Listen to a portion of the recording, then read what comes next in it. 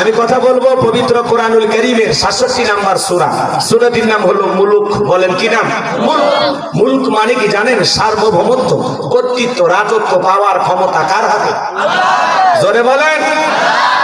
মোট আয়াত আছে ৩০টি, রুকু আছে ২টি। বিশ্ব নবীর মক্কার জিন্দেগিতে আল্লাহ তাআলা এই সূরাটি নাজিল করেছেন। কোরআনুল কারীমের ৬৭ নম্বর সূরা, ২৯ নম্বর পারার প্রথম সূরা। এই সূরাটির অনেক ফজিলত আছে। আল্লাহর কোন বান্দা যদি নিয়মিত এই সূরা মুলুক তিলাওয়াত করতে পারে, আমল করতে পারে, আল্লাহ তাআলা তার কবরের সলজটকে সহজ করে দিবেন। বলুন সুবহানাল্লাহ। শুধু কি তাই? আল্লাহর কোন বান্দা যদি সূরা মুলুক নিয়মিত আমল করতে পারে, কঠিন কিয়ামতের ময়দানে এই সূরাটি তেলাওয়াতকারী ব্যক্তির পক্ষে আল্লাহ দরবারে সুপারিশ করবেন। বলুন সুবহানাল্লাহ। কারো ভাগ্যে যদি কোরআনের সুপারিশ জুড়ে যায়, তার কপাল ভালো না খারাপ? তাহলে সূরা মুলুক মাত্র ৩০টি আয়াত, আমরা নিয়মিত আমল করব তো ইনশাআল্লাহ। আল্লাহ আমাদের সেই আমল করার তৌফিক দান করুন। জোরে বলুন আমিন। আমি ২টি আয়াতে কারিমা তেলাওয়াত করেছি। ১ নম্বর আয়াতের আলোচনা গরম, ২ নম্বর আয়াতের আলোচনা একটু নরম। কথা কি বুঝতে পারতেছেন? বেশি গরম করে ছেড়ে দিলে ঘটন ঘটতে পারে, এজন্য ঠান্ডা করার ব্যবস্থাও আছে। যত দ্রুত সময়ের মধ্যে আমি আলোচনাটা শেষ করার চেষ্টা করবো ইনশাআল্লাহ। যারা পারেন আমার সঙ্গে জবান ছেড়ে মহব্বতে আওয়াজ দিয়ে তেলাওয়াত করুন। আউযু বিল্লাহি মিনাশ শাইতানির রাজীম। বিসমিল্লাহির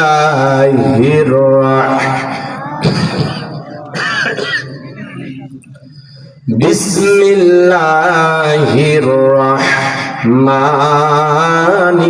রহিম। বিতাড়িত মোর্চা শয়তানের কাছ থেকে, অভিশপ্ত ইবলিসের কাছ থেকে আশ্রয় প্রার্থনা চাচ্ছি। পরম করুণাময় দয়ালু আল্লাহ তাআলার নামে শুরু করছি। সূরার নাম কি? মুলুক। মনে থাকবে তো ইনশাআল্লাহ? আশেপাশে কোথাও আসলে মনে থাকবে না? ওই জায়গায় সূরা মুলুক মনে থাকবে তো ইনশাআল্লাহ? আল্লাহ কবুল করুন। তাহলে এক জায়গায় সূরা কাউসার, এক জায়গায় সূরা লোকমান, আজকে সূরা মুলুক মনে থাকবে ইনশাআল্লাহ। আমার আল্লাহ রাব্বুল আলামিন বলেন, তাবারাকাল্লাযী বিয়াদিহিল মুলক ওয়া হুয়া আলা কুল্লি শাইইন কাদির। আমার আল্লাহ রাব্বুল আলামিন বলেন, মহামান্বিত সেই সত্তা যার হাতে সর্বময় কর্তৃত্ব, রাজত্ব পাওয়ার ক্ষমতা। তিনি হলেন সব বিষয়ের উপরে ক্ষমতাবান। তাহলে সকল কিছুর উপরে একমাত্র ক্ষমতা চলবে কার? আসমানে ক্ষমতা চলবে কার? জমিনে ক্ষমতা চলবে কার? সকল ক্ষমতার একমাত্র মালিক কে? আন্নাল কুওয়াতা লিল্লাহি জামিআ। আল্লাহু আকবার। লিল্লাহি মা ফিস সামাওয়াতি ওয়া মা ফিল আরদ। আকাশ আর জমিনের একচ্ছত্র মালিকানা কার? কষ্ট হয়? ওয়ালাম ইয়াকুল লাহু কুফুয়ান আহাদ। আকাশ আর জমিনে আল্লাহর সমকক্ষ, আল্লাহর সমতুল্য আর কেউ আছে? আল্লাহর চাইতে বড় কেউ আছে? তাহলে সকল ক্ষমতার একমাত্র মালিক কে? আসমানের ক্ষমতা মালিক, জমিনের ক্ষমতার মালিক, সকল কিছুর একমাত্র মালিক আল্লাহর চাইতে বড় কেউ নাই। আল্লাহর চাইতে বড় ক্ষমতাধর কেউ নাই। আল্লাহর ক্ষমতার মধ্যে কারো ভাগ আছে নাকি? যদি থাকতো তাহলে কি পৃথিবী থাকতো নাকি তছনছ হয়ে যেত? তাহলে প্রভু কয়জন? সৃষ্টিকর্তা কয়জন? কুল হুয়াল্লাহু আহাদ। হে নবী আপনি বলুন আল্লাহ এক, আল্লাহ অদ্বিতীয়। আল্লাহু আকবার বলেন। সম্মানিত ভাইয়েরা আমার, আমার আল্লাহ রাব্বুল আলামিন জানিয়ে দিলেন, তাবারাকাল্লাযী বিয়াদিহিল মুলকু ওয়া হুয়া আলা কুল্লি শাইইন কাদির। মহামান্বিত সেই সত্তা যার হাতে সর্বময় কর্তৃত্ব, রাজত্ব পাওয়ার ক্ষমতা। তিনি হলেন সব বিষয়ের উপরে ক্ষমতাবান। তাহলে সবকিছুর ক্ষমতার একমাত্র মালিক কে? আরেকটু জোরে বলেন কে? আসমান জমিনের সকল ক্ষমতার মালিক আল্লাহ। আল্লাহর চাইতে বড় ক্ষমতাধর কেউ নাই। যারা বলে ক্ষমতার উৎস জনগণ, ওরা পাম দিয়া ফলায়। ক্ষমতার উৎস কে? এই পৃথিবীর জমিনে যারা ক্ষমতা পায় এদেরকে ক্ষমতার চেয়ার দান করেন তিনি কে? আমার আল্লাহ রাব্বুল আলামিন বলেন, কুলিল্লাহুম্মা মালিকাল মুলকি তুতিল মুলকা মান তাশাউ ওয়া তানজিউল মুলকা মিম্মান তাশাউ ওয়া তুইজ্জু মান তাশাউ ওয়া তুযিল্লু মান তাশাউ বিয়াদিকাল খায়র ইন্নাকা আলা কুল্লি শাইইন কদির।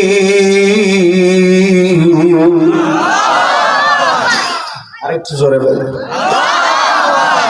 আরেকটু জোরে বলেন আল্লাহু আকবার। সূরা আলে ইমরান আয়াত নাম্বার 26 আমার আল্লাহ রাব্বুল আলামিন জানিয়ে দিলেন রাজত্ব দেওয়ার মালিক আমি আল্লাহ।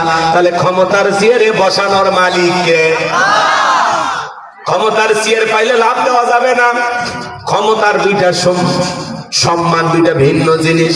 ক্ষমতার সম্মান দুইটা ভিন্ন জিনিস। এই পৃথিবীর জমিনে অনেক মানুষকে আল্লাহ তাআলা ক্ষমতার চেয়ারে বসায়াও বাড়াবাড়ি করার কারণে জুতার বাড়ি খাওয়ায়া ক্ষমতার চেয়ার থেকে নামাইছে। কথা বলেন ঠিক কিনা? ক্ষমতার চেয়ারে বসে যারা বাড়াবাড়ি করে, জুলুম করে, অত্যাচার করে, শ্রীলঙ্কার দিকে তাকায় দেখলেন না? জনগণের প্রতি জুলুম করার কারণে জনগণ নেতাকে বাগে পাইয়া কাপড় খুলে ক্ষমতার চেয়ার থেকে নামাইছে। কথা বলেন ঠিক কিনা? ভাগ্যিস ভালো সেদিন হাফ প্যান্ট পরা ছিল, তাছাড়া পুরো দুনিয়ার মানুষ দেখতো। কথা কন ঠিক কিনা? এজন্য জুলুম করতে নাই। ক্ষমতা আল্লাহর দেয়া নিয়ামত, জনগণের দেয়া আমানত। নিয়ামত পেয়ে শুকরিয়া আদায় করা লাগে, আর আমানতের খিয়ানত করতে নাই। আমানতের দায়িত্ব সঠিকভাবে পালন করতে হয়। কথা বলেন ঠিক কিনা? এজন্য ক্ষমতার চেয়ার পাইলে লাভ দেওয়া যাবে না, চেয়ার দিয়ে আল্লাহ বেইজ্জতি করবে। কথা বলেন না কেন আপনারা? আল্লাহ স্পষ্ট জানিয়ে দিলেন ক্ষমতার দেওয়ার মালিক আমি আল্লাহ। রাজত্বের চেয়ার দেওয়ার মালিক কে? ক্ষমতার চেয়ারে বসানোর মালিক কে? আবার কেড়ে নেওয়ার মালিক কে? আল্লাহ ক্ষমতার চেয়ারে বসায়, বিয়াদবি করলে সে আল্লাহ থাপ্পড় দিয়া চেয়ার থেকে নামায়া দেয়। কথা বলেন ঠিক কিনা? সম্মান দেওয়ার মালিক আল্লাহ, লাঞ্ছিত করার মালিক আল্লাহ। বিয়াদিকাল খায়র, সকল কল্যাণের চাবিকাঠি আল্লাহর হাতে। ইন্নাকা আলা কুল্লি শাইইন কদির, আর তিনি হলেন সর্বশক্তিমান। সকল কিছুর উপরে তারই ক্ষমতা চলবে। চিৎকার মেরে বলুন কথা ঠিক কিনা? এই পৃথিবীর ভূখণ্ডে আল্লাহ তাআলা 4 জন মানুষকে পুরো পৃথিবীর রাজত্ব পাওয়ার ক্ষমতা দিয়েছিলেন। জোরে বলেন কয়জন? আরে ভাই, পুরো পৃথিবীর ক্ষমতা তো দূরের কথা, ছোটখাটো পার্টি নেতার গরম এলাকায় থাকা যায় না। কথা বলেন আমারে চিনিস, আমি অমুক নেতার আপন খালাতো বোন, তার ছোট মেয়ে বিয়ে করেছি। কি হাইব্রিড পরিচয়! ছোটখাটো একটা দলের পথ পাইলে কি গরম রে ভাই! অহংকারে পা যেন মাটিতে পড়ে না। বিশ্বনবীর জামানাতে এরকম একটা পার্টি নেতা ছিল, শুধু এই যুগে না, ওই যুগেও ছিল। তাদেরকে বলা হতো প্রত্যীয় লিডার, দলপতি, মুরল বা মাতাব্বর। কথা কি বুঝতে পারতেছেন? ছোটখাটো একটা গ্রুপ থাকে, গোষ্ঠী থাকে, জাত থাকে, তারই একজন লিডার থাকে। এদেরকে বলা হতো, বর্তমান যেরকম চেয়ারম্যান মেম্বার থাকে, ওই সময় তাদেরকে বলা হতো প্রত্যীয় লিডার, দলপতি। রাগ করতেছেন? এরকম একজন প্রত্যীয় লিডার ছিল। বিশ্বনবী হিজরত করে মদিনায় চলে গেছে।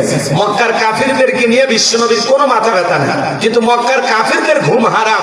না জানি ভাতিজা মুহাম্মদ সাল্লাল্লাহু আলাইহি সাল্লাম মদিনায় যায়, না জানি কি করতেছে, এই টেনশনে এদের ঘুম হয় না। এদের মধ্যে অন্যতম একজন ব্যক্তি ছিল যার নাম ছিল মুহাবির আমর। প্রতিমার সামনে দাঁড়ায়া লাখ উজ্জাস দেবদেবী সরস্বতী, রাধাকৃষ্ণ, ভগবতী এই প্রতিমাগুলোর সামনে দাঁড়ায় বলতেছে, যতক্ষণ না আব্দুল্লাহর বেটা মুহাম্মদ সাল্লাল্লাহু আলাইহি সাল্লামের দেহ থেকে কাল্লানা ফেলাইতে পারবো, ততক্ষণ পর্যন্ত আমি এক ফোঁটা পানিও পান করবো না। জোরে কর নাউজুবিল্লাহ। আচ্ছা বলেন তো, আমার নবীর মাথাটা নিতে চান, আমার নবীর কি কোনো অপরাধ আছে? আমার নবীকে ওর পাকা ধানে মই দিছে, ওর বাড়িতে চুরি করতে গেছে, নবীর কোনো অপরাধ নাই। নবীজি কালেমার দাওয়াত দেয়, আল্লাহর পথে আহ্বান করে, কোরআনের প্রচার প্রসার করে, এক আল্লাহর পথে মানুষকে দাওয়াত দেয়। এটাই কাফেরদের সহ্য হয় না। ওরা মনে করে আমরা 33 কোটি দেবতা মানি, তাই যত সমস্যা। এক আল্লাহকে মানলে সব সমস্যার সমাধান, এটা ওরা বিশ্বাস করত না। নবী কালেমার দাওয়াত দেয়, ইসলামের প্রচার করে, এক আল্লাহর প্রতি মানুষকে আহ্বান করে। এটাই হলো কাফেরদের কাছে ওদের চোখে ধরা অপরাধ। কথা কি বুঝতে পারতেছেন? সম্মানিত ভাইয়েরা আমার, বিশ্ব নবীর মাথা নেওয়ার ঘোষণা করে মক্কার মহাবীর আমর যখন মদিনার দিকে রওনা করলেন, আল্লাহ তাআলা এই খবরটা বিশ্ব নবীর কান পর্যন্ত পৌঁছায় দিলেন। নবী গো, মক্কার মহাবীর আমর আপনার মাথা নেওয়ার ঘোষণা করে রওনা করেছেন। কথাটি শোনার পরে নবী আমার টেনশনে পড়ে গেলেন। সাহাবায়ে কিরামদেরকে ডেকে বলেন, আমার সাহাবীরা, মক্কার মহাবীর আমর আমার মাথা নেওয়ার ঘোষণা করে রওনা করেছে, তোমরা বলো কি করা যায়? হযরত ওসমান রাদিয়াল্লাহু তাআলা নরম সাহাবী, নরম মানুষ, সব সময় দোয়ার পক্ষে কথা বলেন, ঠিক কি না? হযরত ওসমান থেকে বলেন, নবী গো, আপনি আল্লাহর এত বড় পয়গম্বর, আল্লাহর কাছে দোয়া করেন ওই আমর আপনার কাছে পৌঁছার আগে ওর হাত পা আল্লাহ যেন প্যারালাইজ করে দেয়, আপনার কাছে পৌঁছার যেন কোনো ক্ষমতা না থাকে। নবী ওসমানের কথা শুনে আসমানের দিকে হাত তুলে দোয়া করা শুরু করে দিলেন। আল্লাহ, মক্কার মহাবীর আমর আমার মাথা নেওয়ার ঘোষণা করে রওনা করেছে, আমার কাছে পৌঁছার আগে ওর হাত পা এতটুকু শুধু বিশ্বনবী বলেছেন। আল্লাহ তাআলা আসমান থেকে জিবরাইলকে পাঠালেন, জিবরাইল আর করিস না দেরি, আমার বন্ধুকে জানায় দাও তাড়াতাড়ি, আমি আল্লাহ পাক শুধু দুই হাত দোয়া করার জন্য দেই নাই, মাঝে মাঝে জালিম আর বেঈমানদেরকে সাইজ করার জন্য ওই দুই হাতে লাঠিও তুলে নেওয়া লাগবে। বলুন আল্লাহু আকবার। আপনারাই বলেন তো বাজান, সব জায়গায় কি দোয়া দিয়ে কাজ হয়? এই গ্রামের নাম কি বলেন? কোনাবাড়িয়া। এই গ্রামের নাম করলে রাগ করতে পারেন। পাশের গ্রামে উদাহরণ দিতে চাচ্ছি একটা কথা বোঝানোর জন্য। অন্য গ্রামের নাম নেব? এই গ্রামের নামই নেব, কোনাবাড়িয়া। আমার ভাইয়েরা মন খারাপ করবেন না। মনে করেন এই গ্রামে প্রতিদিন চুরি হইতেছে, গরু ছাগল চুরি হয়, টাকা পয়সা চুরি হয়, গহনা কাটি চুরি হয়, এমনকি সুন্দরী বউটা পর্যন্ত চুরি হয়। চুরির অত্যাচারে গ্রামে থাকা যায় না। এইবার একটা ছেলে বাগমারা বাজার থেকে 10 কেজি জিলাপি নিয়ে এসে নামাজের পরে ইমাম সাহেবকে বলতেছে, হুজুর, চোরের অত্যাচারে গ্রামে থাকা যায় না, একটু আল্লাহর কাছে দোয়া করেন চোরের হাত থেকে যেন আল্লাহ গ্রামের মানুষকে হেফাজত করেন। হুজুর জিলাপি পাইয়া হাত তুলে দোয়া করতেছে, এর মধ্যে জিলাপির গন্ধ পায়া কিছু চোরও ঢুকে গেছে। কথাকে বোঝেন নাই? হুজুর যখন বলতেছে, আল্লাহ এই কোনাবাড়িয়া গ্রামের গরু ছাগল টাকা পয়সা ধন দৌলত চোরের হাত থেকে তুমি হেফাজত করো, চোরও হাত তুলে বলে আমিন আমিন। জিলাপির গন্ধ পাইছে, কথা বল না। কি বাহির গ্রামের থাকে, ওই গ্রামের দুই একজন থাকা লাগে, না হলে কোন বাড়িতে কি আছে তত্ত্বটা দিল কি? কথা বলে। একটা চোর এসে হুট করে একবারই চুরি করতে পারবে না, ওটা দীর্ঘদিনের পরিকল্পনা করা লাগে। কথা কন না কেন? এক করতেছেন মনে হয়। আমার ভাইরা দিল দিয়া কথাগুলো বোঝার চেষ্টা করবেন। ওই জায়গায় হুজুর যদি জিলাপি পায়ে হাত তুলে দোয়া না করে বলতো, এই কোনাবাড়িয়ার যুবকেরা, তোমরা যদি তোমাদের গ্রামের ধন সম্পদ টাকা পয়সা গরু ছাগল গহনা কাটি সুন্দরী বউকে রক্ষা করতে চাও, এই গ্রামে ঢোকার 4টা রাস্তা আছে, এই 4 রাস্তার মোড়ে মোড়ে বাংলার লাঠি নিয়ে মাগরিব থেকে ফজর পর্যন্ত লাঠি নিয়ে দাঁড়ায় থাকবা। চোর যদি গ্রামে চুরি করতে প্রবেশ করতে চায়, ওই লাঠি দিয়ে এমন পিটান পিটাইবা যাতে 6 মাসেও মাজা সোজা না করে দাঁড়াইতে পারে। চোর কি তাহলে হাত তুলে আমিন কইতো, নাকি তওবা করে ভালো হয়ে যেত? এই জন্য চুরি বন্ধ করতে হলে লাগবে শক্ত আইন, দোয়া দিয়ে চুরি বন্ধ হবে না। আজ থেকে 1500 বছর আগে আল্লাহ তাআলা কোরআনুল কারীমের ভিতরে সূরা মায়দার 38 নম্বর আয়াতে আল্লাহ আইন দিয়েছেন, ওয়াস-সারিকু ওয়াস-সারিকাতু ফাকতাউ আইদিয়াহুমা জাযাআম বিমা কাসাবা নাকালাম মিনাল্লাহ। আল্লাহ থেকে বলেন, চোর পুরুষ হোক আর নারী হোক, আল্লাহর বিধান, আল্লাহর ফয়সালা, আল্লাহর আইন। চোরের হাত কেটে দাও। একটা চোরের হাত কেটে সোশ্যাল মিডিয়ার মাধ্যমে যদি ফলাও করে প্রচার করতাম, বাংলার পার্লামেন্টে যদি আমরা আইন পাস করতে পারতাম, আজ থেকে বাংলার পার্লামেন্টে বিল পাস করা হলো, চুরি করলে চোরের হাত কেটে দেওয়া হবে। একটা চোরের হাত কেটে সোশ্যাল মিডিয়াতে প্রচার করলে বাংলাদেশের সমস্ত চোরেরা তওবা করে আল্লাহর ওলি হয়ে যেত। কথা বলেন ঠিক কিনা? কিন্তু কে শোনে কার কথা? আজও গেলে না মনের ব্যথা। এখন উচিত কথা যদি কই, পিঠের ওপর দিয়ে যাবি মই। এ আনন্দে কিছু কিনা খাবে বগুড়ার স্পেশাল দই। যত দোষ নন্দ দোষ, সত্যটা বললে দোষ, করলে অন্যায়ের প্রতিবাদ, নামটা হবে তোমার মৌলবাদ, নামটা হবে তোমার জঙ্গিবাদ। কথা বলেন, কথা বলেন। আল্লাহর আইন কে চালু করবে? সরিষাই তো ভুল, যে নেতা আল্লাহর আইন চালু করবে ও বলে বাপরে বাপ, আমি হাতে যে পরিমাণে দুর্নীতি করছি, হাত তো প্রথম আমারটা কাটা যাবে। কথা বলেন, রাগ করবেন না। হাজার হাজার কোটি টাকা এই দেশ থেকে দুর্নীতি হয়েছে, লুটপাট হয়েছে। যারা বড় বড় কথা বলতো সব খায় ফেলেছে। কথা বল না, যারা মসজিদের টাকা মাইরে খায়, হ্যাঁ, যারা মসজিদের কাজ করতে গিয়ে দুর্নীতি করে তারা কতটা ভয়ঙ্কর হতে পারে আপনারা বুঝেন? রাগ করতেছেন? ফুটে ফুটে খায়া দেশের 12টা বাজায় দেয়, সব ভাইকে গেছে, কেউ আর নাই, সব পালিয়ে গেছে। ডক্টর ইউনূস সাহেব বাংলাদেশে যখন কেউ নাই, ছাত্ররা চাইলো, উনি অনেক কষ্ট করে বিদেশ থেকে আসলেন, এসে বাংলাদেশের হাল ধরছে। আলহামদুলিল্লাহ বাংলাদেশ অনেক এগিয়ে যাচ্ছে, এটা আবার অনেকে সহ্য হচ্ছে না। উনি 6-7 মাসে যে খেলা দেখাইতেছেন, আলহামদুলিল্লাহ। সোশ্যাল মিডিয়াতে একজন তরুণ, যার নাম সোশ্যাল মিডিয়াতে ভাইরাল হয়েছে, কি নাম? কথা করে তরমুজ।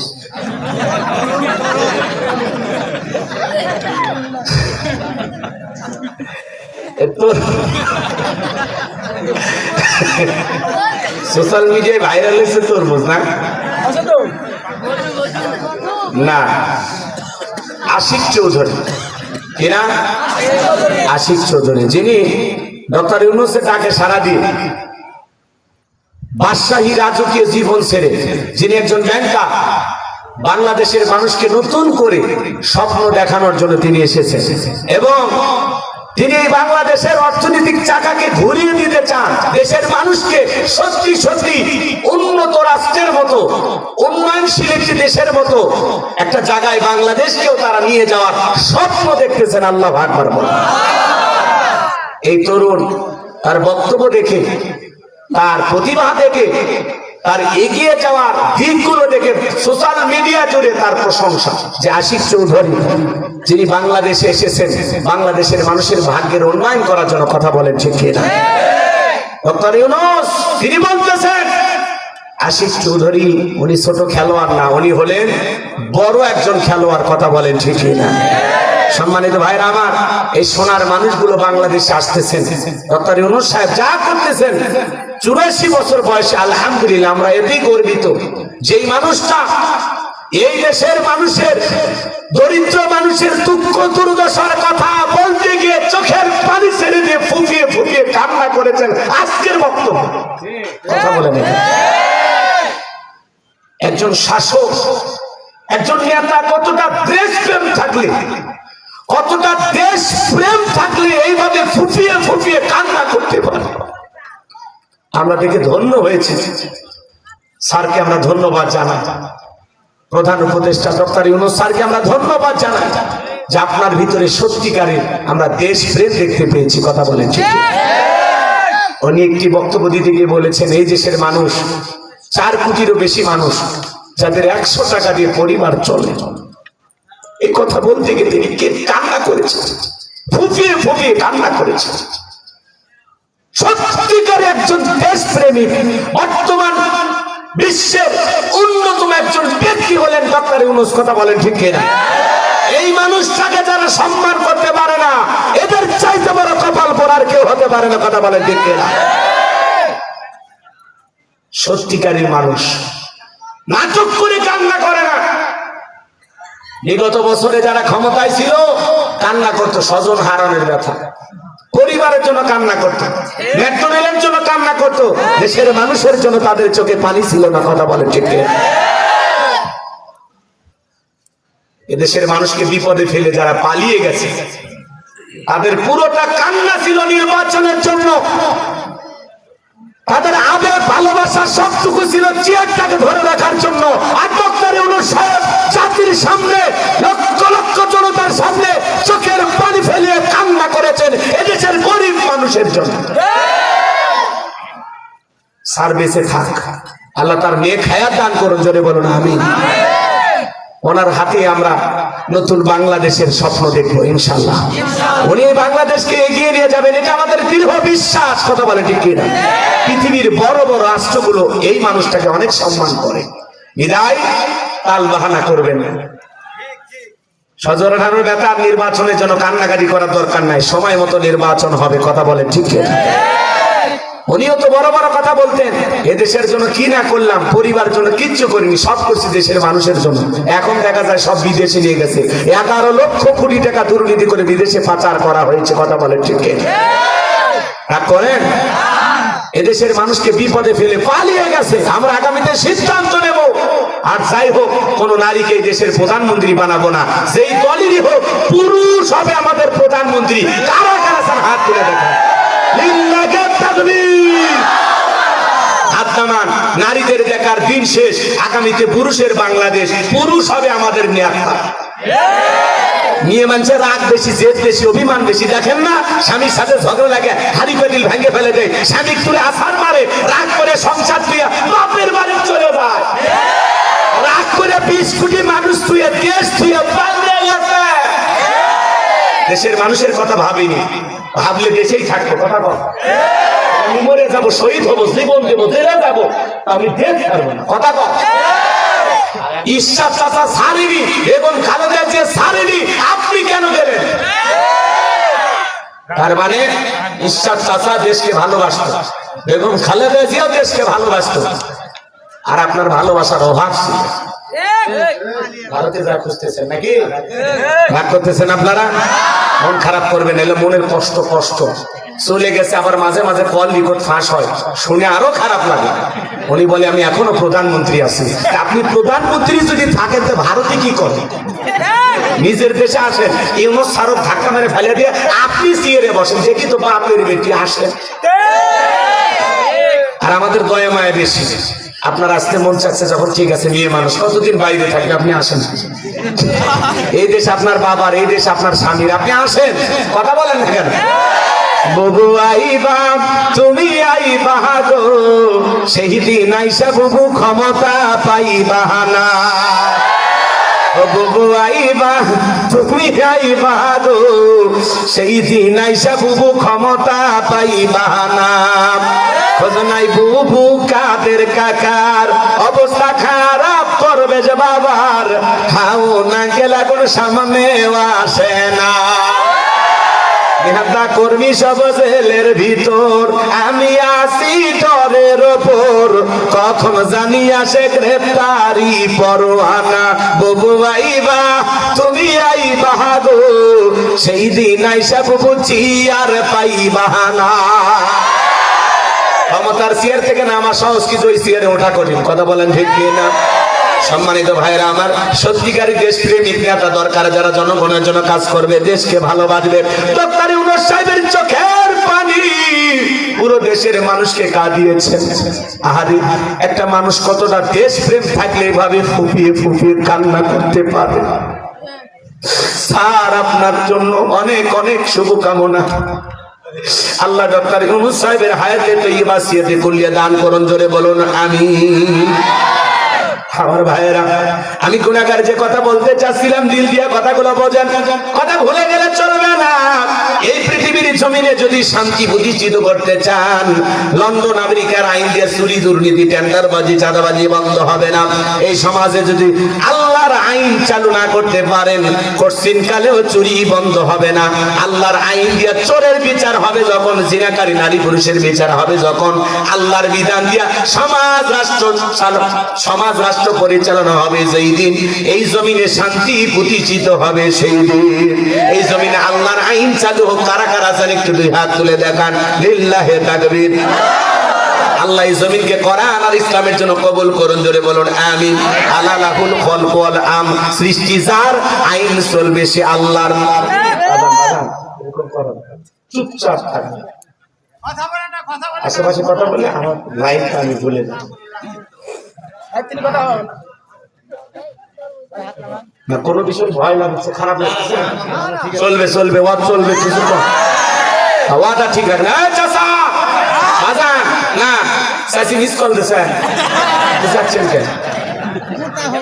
ও ঠিক আছে, মুরব্বী মুরব্বী, তোমরা যে এত ডাইলগ মুখস্থ রাখতে পারো, পোলাপান খুব দুষ্ট হয়ে গেছে। ঠিক আছে, তোমাদের জন্য স্পেশাল কিছু বরাদ্দ আছে, একটু অপেক্ষা করো। তোমরা যুবক, আমিও যুবক, তোমাদের জন্য স্পেশাল কিছু আলোচনা হওয়া দরকার আছে না নাই? একটু অপেক্ষা করো, আলোচনা লাইন মতো নিয়ে যায়। আমার ভাইয়েরা, তুমি আবার ভুল করে তরমুজ করে না। হ্যাঁ, ওই কিরে হই রে মধু না, সেই ডাইলগ কিন্তু আরে পোলাপান। আমার ভাইয়েরা, মন খারাপ করবেন না, আমি গুনাহগার যে কথা বলতে চাচ্ছিলাম কথা ভুলে যাবেন না। জিবরাইল এসে বলে, নবী দোয়া কবুল হবে না, হাত নামায় নেন। নবী তখন হাত মুখে না লাগায়া হাঁটুর উপরে রেখে দিলেন। আমরা অনেকে দোয়া করি, মুরব্বী চাচাই দিকে তাকায় দেখেন, অনেকে দোয়া করে আর এরকম দড়ি পাকায়, আগে পাটের দড়ি পাকায়, তখন আছে এরকম পাটের দড়ি আমাদের বাপ দাদারা পাকাইতো। এদিক শোনেন, এরপরে এদিকে খেয়াল করেন, অনেকে মুনাজাত করে আর প্রেসার মাপে, আছে না নাই? আছে না নাই? অনেকে আবার চুপচাপ হাত ধরে থাকে, আবার যারা বেশি সেনা ওরা হাতই তোলে না। হুজুর যখন মুনাজাত শেষ করে আমিন, তখন বলে আমিন, হুজুর আজকের দোয়াটা সেই হয়েছে। এরকম চালাক মুসলমান আছে না নাই? আমার ভাইয়েরা, নবী হাত নামায় রেখে বলে, আমার সাহাবীরা, আল্লাহ দোয়া কবুল করে নাই, এখন কি করা যায়? জিবরাইল বলে, নবী গো, সাহাবায়ে কেরামদের মধ্যে ঘোষণা করেন, আপনার এমন কোন সাহাবী আছে যে মক্কার মহাবীর আমরের সাথে মোকাবেলা করবে? নবী আমার এই কথা শোনার পরে ডেকে বলেন, আমার সাহাবীরা, তোমাদের মধ্যে এমন কেউ কি আছো যে মক্কার মহাবীর আমরের সাথে মোকাবেলা করবে? নবীর কোন সাহাবী দাঁড়ায় না, হযরত আলী দাঁড়িয়ে গেলেন। বলুন আল্লাহু আকবার। আর ডেকে বলে, আলী রে, তুমি ছোট মানুষ না বুঝে কেন দাঁড়াইছো? তুমি কে জানো ওই মক্কার মহাবীর আমর এক বেলা খাবার খাই 21 কেজি 3.5 মণ ওজনে তরবারি যুদ্ধ করে, এত বড় বীরের সামনে তুমি কেমনে যাইবা? তুমি বসে পারো। হযরত আলী বসে বললেন। নবীজি দ্বিতীয়বার বললেন, আবার হযরত আলী দাঁড়িয়ে গেছেন। নবীজি তৃতীয়বার বললেন, আবার হযরত আলী দাঁড়িয়ে গেলেন। নবী তখন দুইটা হাত পাড়া বলে, আলী রে, আলী আয় আয়, আমার বুকের ভিতরে আয়। নবী বুকের ভিতরে জড়ানে বলে, আলী এত বড় বীরের সামনে যাবি, তোর জানি কি মায়া দয়া নাই? হযরত আলী বলতেছে, নবী গো, আমার ভিতরের ঈমান বলতেছে ওই মক্কার মহাবীর আমর আপনার চেহারা দেখার আগে ওরে আমি জমিন থেকে বিদায় করে দেব। বলুন আল্লাহু আকবার। ঈমানের একটা পাওয়ার স্থির থাকার দরকার আছে না নাই? নবী আমার দেখে বলে, আলী খালি হাতে দোয়া করলে হবে না। ওসমান, তোমার বাড়িতে কি তরবারি আছে? হযরত ওসমান বলে, নবী গো, আমার বাড়িতে তরবারি আছে 27 ইঞ্চি লম্বা। নবী আমার দেখে বলে, যাও তরবারি নিয়ে আসো। এখনো তো তরবারি কথা শুনলে বলবে জঙ্গি। আসলে বাংলাদেশে কোনো জঙ্গি নাই, ওরা নিজেরাই জঙ্গির নাটক বানাইতো। বিশ্বনবী হযরত আলীর হাতে তরবারি ধরিয়ে দিলেন। হযরত আলী তরবারি পায় মারছে দৌড়, দৌড়াইতে দৌড়াইতে আমরের মুখোমুখি হয়ে গেছে। যখন আমর ডেকে বলে, কিরে পিচ্চি আলী, তুই কেন আমার সামনে? হযরত আলী বলতেছে, পিচ্চি নাকি পরে বুঝাইতেছি। আল্লাহু আকবার বলে। কথায় আছে ছোট মরিচের ঝাল বেশি। হযরত আলী তখন তরবারি দিয়ে ডাক টানতেছেন আর একটা দোয়া পড়তেছেন। এই দোয়া পড়ে বাড়ির যদি চতুর্দিকে ফু দিতে পারেন, বড় বড় দুর্ঘটনার হাত থেকে আল্লাহ আপনার পরিবারকে হেফাজত করবেন। হযরত আলী কি সেই দোয়া পড়েছেন জানার দরকার আছে না নাই? এদিকে খেয়াল করেন, হযরত আলী এইবার দোয়া পড়তেছেন, ডাক টানতেছেন তরবারি দিয়ে। এরকম ডাক টানা আট টানা বোঝেন তো বাজান? ডাকটা টানার পরে তরবারি দিয়ে হুজুরে বলতেছে, এই কাফেরের বেটা আমর, তোর যদি সাহস থাকে ডাকটা পার হয়ে যায়। আল্লাহু আকবার বলে। বলতেছে, এই মক্কার মহাবীর আমর, তোর যদি সাহস থাকে ডাকটা পার হয়ে যায়, আয় আয়, খেলা হবে, আয়। আল্লাহু আকবার বলেন। বাড়িতে ঢুকছে চোর, বাড়িওয়ালা ল্যাংরা, দুটো পায় না, কিছু না হোক, চোর আসছে এই কথা বুঝে যদি ওই বাড়িওয়ালা টের পায়, একটা আওয়াজ দেয়, চোর থাকবি না, ভাগে দৌড় মারবি। একটা আওয়াজে অনেক কিছু ঘটে, কথা বলেন ঠিক কিনা? মুসলমান যদি একবার লিল্লাহি তাকবীর আল্লাহু আকবার দিয়ে ময়দানে নামতে পারে, বাতিলেরা লঙ্গি পরার টাইম পাবে না। কথা কোন ঠিক? আওয়াজে অনেক কিছু, আওয়াজ দেন, আওয়াজ দেন, পুরুষের মতো জাগে ওঠেন, লিল্লাহি তাকবীর। আমার ভাইয়েরা, গভীর মনোযোগ দিয়ে কথাগুলো শুনে যান। আমি যে কথা বলতে চাচ্ছিলাম, হযরত আলী আর আমর বাজা বাজা ভাব পুরো ঘটনাটাই শুনবেন। শোনার আগ্রহ আছে? কারা কারা শুনবেন? দুইটা হাত তুলে আল্লাহকে দেখান, লিল্লাহি তাকবীর। আমার আল্লাহ বলেন, তাবারাকাল্লাযী বিয়াদিহিল মুলকু ওয়া হুয়া আলা কুল্লি শাইইন কাদির। মহামান্বিত সেই সত্তা, যার হাতে সর্বময় কর্তৃত্ব, রাজত্ব পাওয়ার ক্ষমতা, তিনি হলেন সব বিষয়ের উপরে ক্ষমতাবান। বলেন আল্লাহু আকবার। তাহলে পুরো পৃথিবীর ক্ষমতা আল্লাহ চারজন মানুষকে দিয়েছিল। এই চারজনের মধ্যে দুইজন ইমানদার, দুইজন হলো কাফের। ইমানদার দুইজনের মধ্যে একজন ছিলেন পয়গাম্বার, নাম হলো সুলাইমান। সুলাইমান আলাইহিস সালামকে আল্লাহ রাব্বুল আলামিন পুরোটা পৃথিবীর রাজত্ব বাদশাহী দান করেছিলেন। চিৎকার মেরে বলুন সুবহানাল্লাহ। পশু পাখি বলেন, এমনকি পিপিলিকার ভাষা পর্যন্ত বুঝতেন। ওয়ালাকাদ আতাইনা দাউদা সুলাইমানা ইলমা। আল্লাহ রেখে বলেন, আমি পয়গাম্বার দাউদ এবং সুলাইমানকে ইলম আর জ্ঞান দিয়েছিলাম।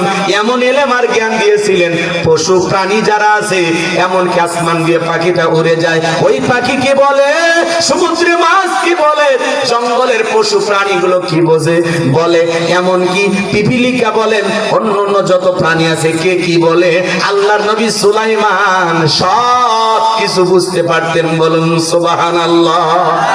সব ভাষা বোঝার ক্ষমতা আল্লাহ তাকে দিয়েছিলেন। সুবহানাল্লাহ বলেন। নবী সুলাইমানের রাজত্বের কাহিনী ঘটনা বলতে গেলে সারা রাত চলে যাবে, আলোচনা করে শেষ হবে না।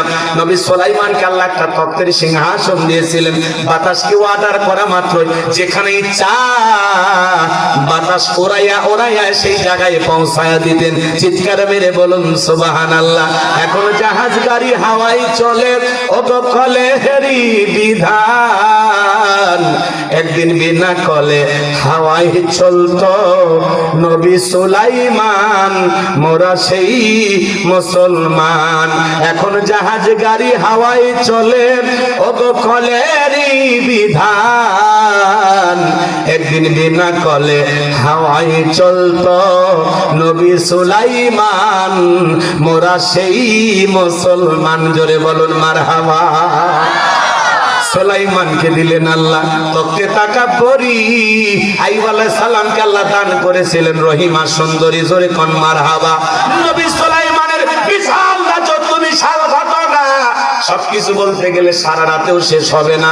তাহলে এক নাম্বার, নবী সুলাইমান আলাইহিস সালামকে আল্লাহ রাব্বুল আলামিন পুরো পৃথিবীর রাজত্ব বাদশাহী দান করেছিলেন। আর দুই নাম্বার, বাদশা জুলকারনাইনকে আল্লাহ তাআলা পুরো পৃথিবীর রাজত্ব বাদশাহী দান করেছিলেন। সূর্য উদয় হইতে সূর্য অস্তগামী পর্যন্ত, পূর্ব থেকে পশ্চিম পর্যন্ত পুরোটা পৃথিবীর ক্ষমতা আল্লাহ তাআলা বাদশা জুলকারনাইনকে দিয়েছিলেন। বলুন সুবহানাল্লাহ। এই পৃথিবীর জমিনে এক নয় দুই নয় 1600 বছর আল্লাহ তাআলা তাকে হায়াত দিয়েছিলেন। এই 1600 বছর মানবতার কল্যাণে, ইসলামের কল্যাণে ভালো ভালো কাজ করেছিলেন। ইয়াজুজ মাজুজের ঘটনা আপনারা শুনেছিলেন। তাদের জন্য যে বিশাল প্রাচীর নির্মাণ করে দিয়েছিলেন যেই বাদশা, সেই বাদশার নাম বাদশা জুলকারনাইন। আল্লাহু আকবার। তার ঘটনাগুলো বলতে গেলেও সারা রাত চলে যাবে, আলোচনা করা সম্ভব হবে না। তাহলে এক নাম্বার হলো নবী সুলাইমান, আর দুই নাম্বার হলো বাদশা জুলকারনাইন, যাদেরকে আল্লাহ তাআলা পুরো পৃথিবীর রাজত্ব বাদশাহী দান করেছিলেন। আর দুইজন কাফেরকে আল্লাহ তাআলা পুরো পৃথিবীর বাদশাহী দান করেছিলেন। এর মধ্যে একজন জালেম বাদশা, যেই বাদশার নাম হলো বাদশা বখতেনাসর। ওই জামানা আল্লাহ তাআলা তার একজন পয়গম্বর পাঠিয়েছিলেন, সেই নবীর নাম ছিল দানিয়াল। আল্লাহ নবী দানিয়াল আলাইহিস সালাম তার কওমের মানুষদেরকে, বনি ইসরাইল উম্মতদেরকে সুন্দর করে ডেকে ডেকে দাওয়াত দিতেছেন। ইয়া বানি ইসরাঈল আযকুরু নি'মাতি আল্লাতী আন'আমতু আলাইকুম ওয়া আন্নী ফাদ্দালতুকুম আলাল আলামিন। আল্লাহ নবী জানিয়েছিলাম ডেকে বলে, ও বনি ইসরাঈল উম্মতেরা, দাম্ভিকতা করো না, অহংকার করো না। তোমাদের বাপ দাদা কৃতদাস ছিল, চাকর ছিল, মানুষের বাড়িতে গোলামি করত। সেই গোলামির জিন্দেগি থেকে আল্লাহ তাআলা তোমাদেরকে মুক্ত করেছেন, স্বাধীন করেছেন। আল্লাহর নিয়ামতের প্রশংসা আদায় করো, দাম্ভিকতা করো না, অহংকার করো না। তিনি প্রশংসা পাওয়ার মালিক। আল্লাহর নবী দানিয়াল আলাইহিস সালামের কথা তারা কোনো মতে কর্ণপাত করলো না। তারা ডেকে বলে, পয়গম্বর, পুরান দিনের গল্প শোনায় লাভ নাই।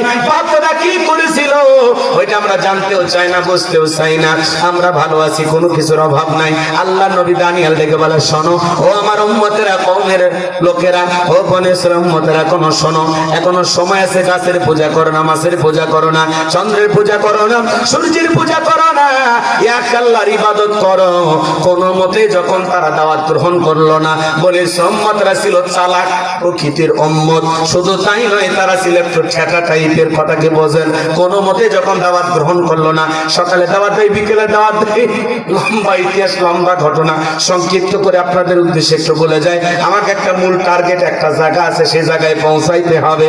আমার ভাই, আমি যে কথা বলতে চাচ্ছিলাম, আল্লাহ নবী আলাইহিস সালাম তার পরিশেষে তার উম্মতদেরকে ডেকে বলে, আমার উম্মতেরা শোনো, কোন কওমের মানুষ আর কোন জাতির মানুষ যদি দাম্ভিকতা করে, অহংকার করে, আল্লাহ তাআলা তখন তাদের ভাগ্যে দুই ধরনের আযাব আর গজব পাঠায়। এক নাম্বার হলো আসমান জমিনের আযাব আর গজব দিয়ে আল্লাহ তাদেরকে ধ্বংস করে দেয়। আর না হয় দুই নাম্বার, তাদের ভাগ্যে জালেম শাসক পাঠায় দেয়। দেশের জনগণ হবে যেমন, দেশের নেতাও হবে তেমন। বুঝতেছেন? তা করতেছেন নাকি আপনারা? জালেম বাদশা বখতে নাসুরকে আল্লাহ তাআলা তখন ওই কওমের উপরে পাঠিয়ে দিল। আল্লাহর নবীর কথা তারা বিশ্বাস করলো না। বাদশা বখতে নাসর ক্ষমতার চেয়ারে বসার পরে হাজার হাজার নিরপরাধ মানুষদেরকে বন্দী করলো জেলখানায়। শুধু তাই নয়, আল্লাহর নবী দানিয়েল আলাইহিস সালাম সহ তার ৭০,০০০ উম্মতকে জেলখানায় বন্দী করলো। তাহলে আল্লাহর নবী জেলখানায়, কথা বলেন কোন জায়গায়? তাহলে আলেম ওলামা যদি জেলখানায় যায়, বুঝবেন ওটা নবীদের সুন্নাত আমল করতেছে, কথাকে বোঝা যায়। চোর, গুন্ডা, সন্ত্রাসীরা যদি জেলখানা যায়, চোর যদি জেলখানা যায়, ডাকাত হয়ে বের হয়ে আসে, কথা কোন নাকি?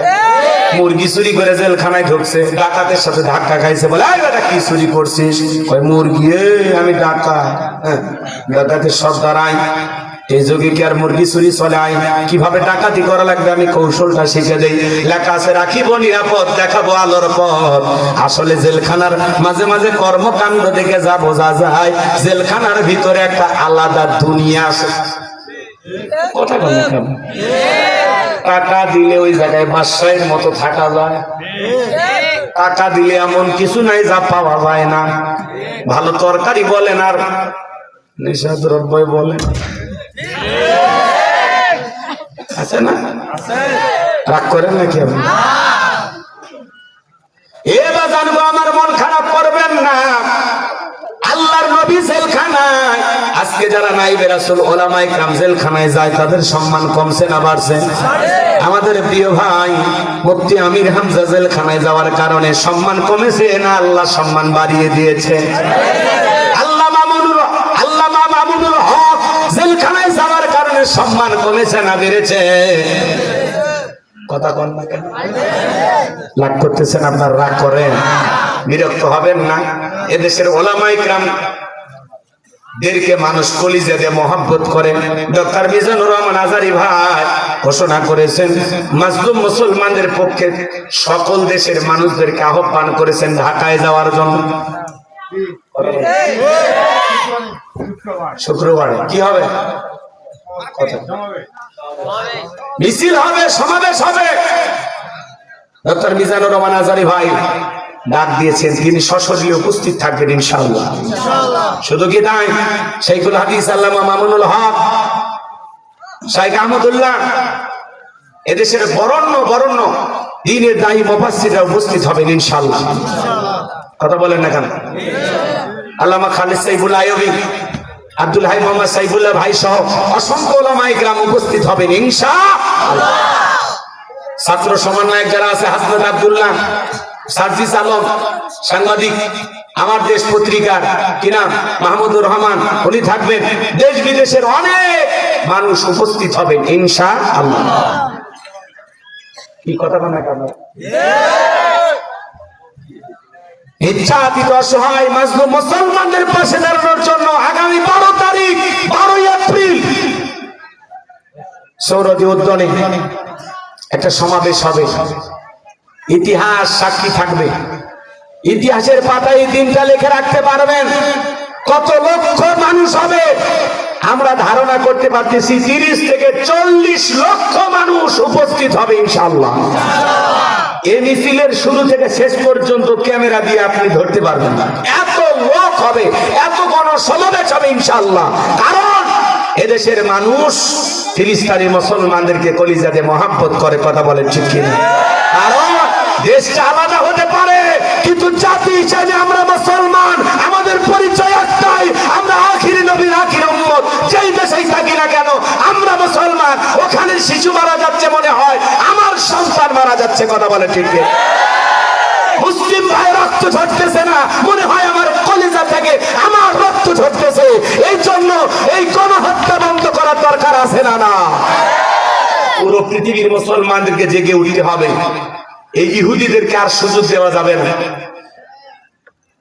গাজা, রাফা এগুলো পৃথিবীর সবচেয়ে বড় কবরস্থানে পরিণত হয়েছে। নিজ মাতৃভূমিতে নিজের দেশে তাদেরকে থাকতে দিচ্ছে না এই ইসরায়েলি ইহুদি জালেমেরা, কথা বলে ঠিক কিনা? সেই সমস্ত মাজলুম অসহায় মুসলমানদের পক্ষে আমাদের পাশে থাকার দরকার আছে না? নাই? এই দেশের মানুষ, আমাদের যে আবেগ, আমাদের যে প্রেম, আমাদের যে ভালোবাসা একজন মুসলমানের প্রতি বিশ্বাস করে। এই ফিলিস্তিনের জমিনটা যদি বাংলাদেশের পাশে এই দেশটার অবস্থান হতো, এই দেশের কয়েক কোটি মানুষ যায় জিহাদে অংশগ্রহণ করতো, কথা বলে ঠিক? এদেশের লক্ষ লক্ষ যুবকেরা যুদ্ধে অংশগ্রহণ করতো, কথা বলেন ঠিক কিনা? কারণ আমরা জীবন দিতে ভয় করি না। আমরা দেশের মাটির জন্য জীবন দেই, ভাষার জন্য জীবন দেই, স্বৈরাচারকে বিদায় করার জন্য জীবন দেই, ইহুদির বাচ্চাদেরকে বিদায় করার জন্য আমরা জীবনও দিতাম, জীবন নিতাম, কথা বলেন ঠিক? কিন্তু দুঃখের বিষয় দেশটা অনেক দূর, কথা বলেন না কেন? কিন্তু তারপরে আমাদের প্রতিবাদ থেমে থাকবে না। ইসরায়েলি সকল পূর্ণ বয়কট করতে হবে। ওদের যত প্রোডাক্ট চেনার সহজ উপায় 07 হলো ওদের কোড, কথা বল না কেন? 07 হলো ওদের কোড। ইসরায়েলি যত পূর্ণ আছে সব বয়কট করবেন, কথা বল না কেন? ওদের সাবান, শ্যাম্পু, ওদের খাদ্য দ্রব্য কোনো কিছু কিনবেন না। কোন ধরনের কোকা-কোলা বলেন আর এই যে ফান্ডা বলেন, মেরেন্ডা বলেন, যা আছে ওদের প্রোডাক্ট কিচ্ছু কিনবেন না। কিসের লাজ? অত সুন্দরী হওয়ার দরকার নাই। বই মেরির সাবান কিনে দেবেন, কিয়া কিয়া দেশি প্রোডাক্ট কিনে দেবেন, কথা বল না কেন? ওই হাসি হাসি কাছে এসে ক্লোজ আপ দিয়ে বিরাজ করার দরকার নেই। মেডি প্লাস দিয়ে কথা। দেশে কি অভাব আছে? খুব বেশি দেশেটা পছন্দ না হলে ইন্ডিয়ার টানি, কথা কর। ওটা খারাপ কিন্তু মন্দের ভালো, কথা কি বুঝতেছেন? রাগ করেন? ওরাও তো দুঃখ দেশে, ওদের দুঃখের কথা তো আর বলাই যায় না। ওরা পাশের প্রতিবেশী হয়ে যে শেখা দিচ্ছে আমাদের, আলহামদুলিল্লাহ আমরা ঘুরে দাঁড়াচ্ছি। ওরা অনেক পরিকল্পনা করছিল এই 7 মাসে, বিভিন্ন ভাবে এই সরকারকে ব্যর্থ করার চেষ্টা করেছিল। পরিশেষে ব্যাংককে গিয়ে ডক্টর ইউনূসের সামনে শ্রদ্ধার সম্মান প্রদর্শন করে বলে, সরি দাদা, সরি।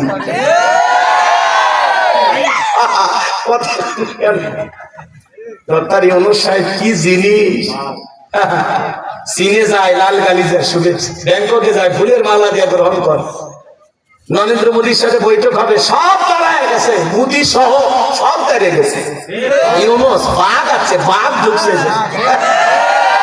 কখন যে থাবা মারি ভয়ে দাঁড়ায়, বলে দাদা, আল্লাহু আকবার বলে। এটাই মুসলমানদের আত্মবিশ্বাস। মুসলমানেরা চাইলে পুরো পৃথিবীকে জয় করতে পারবে আল্লাহ যদি সহায় থাকে, কথা বলে ঠিক কিনা?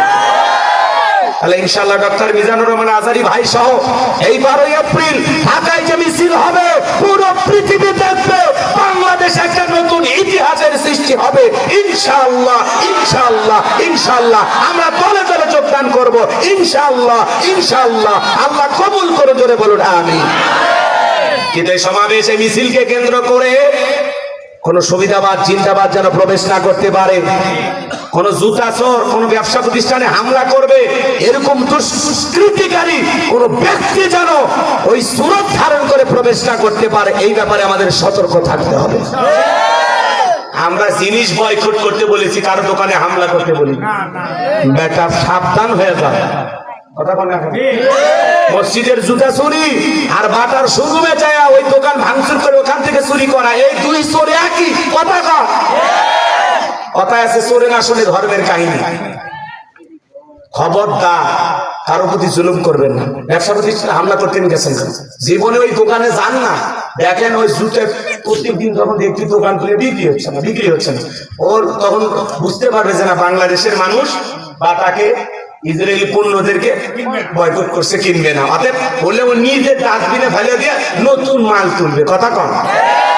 তখন পায়ে পায়ে কিনবে না, সরকার সুচ কিনবে না, কি কিনবেন কিনে নিন। রাগ করতেছে আমার এই কথাগুলো কি আপনারা ব্যথিত হয়েছেন শুনে? মাজলুম মুসলমানদের পক্ষে কারা কারা হাত তুলে দেখান তো দেখে। লিল্লাহি তাকবীর।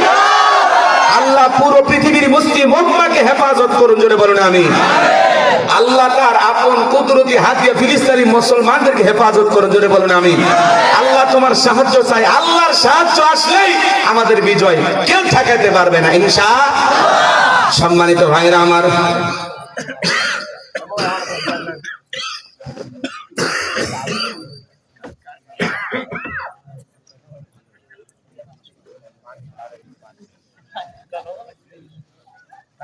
সম্মানিত ভাইয়েরা আমার, দিল দিয়া কথাগুলো বোঝার চেষ্টা করবেন। রাজশাহীর বাবাজিরা গভীর মনোযোগ দিয়ে গুনাহগারের কথাগুলো শুনে যান। আমি যে কথা বলতে চাচ্ছিলাম বাজান, তাহলে আল্লাহর নবী দানিয়েল আলাইহিস সালাম জেলখানায়, তার ৭০,০০০ উম্মত জেলখানায়। এদিকে খেয়াল করেন, নবী এইবার উম্মতদেরকে দেখে বলে, কই গেল তোমাদের ভালো থাকার দিন, কই গেল তোমাদের আমোদ প্রমোদ? এই দিনের ভয় তো আমি তোমাদেরকে দেখাই দিয়েছিলাম। উম্মতের ডেকে বলে, পয়গম্বর আর আমাদেরকে কষ্ট দিবেন না, আপনার কথা যে দিবালোকের মতো সত্য হবে আমরা বুঝতে পারি নাই। নবী গো, আপনি আমাদেরকে মাফ করে দেন, কথা দিলাম আজ থেকে আর গাছের পূজা, মাছের পূজা, চন্দ্রের পূজা করব না। আমরা তওবা করে ঈমান গ্রহণ করব, এক আল্লাহর ইবাদত করব। আজ থেকে আপনি যা বলবেন আমরা তাই শুনবো, বলুন সুবহানাল্লাহ।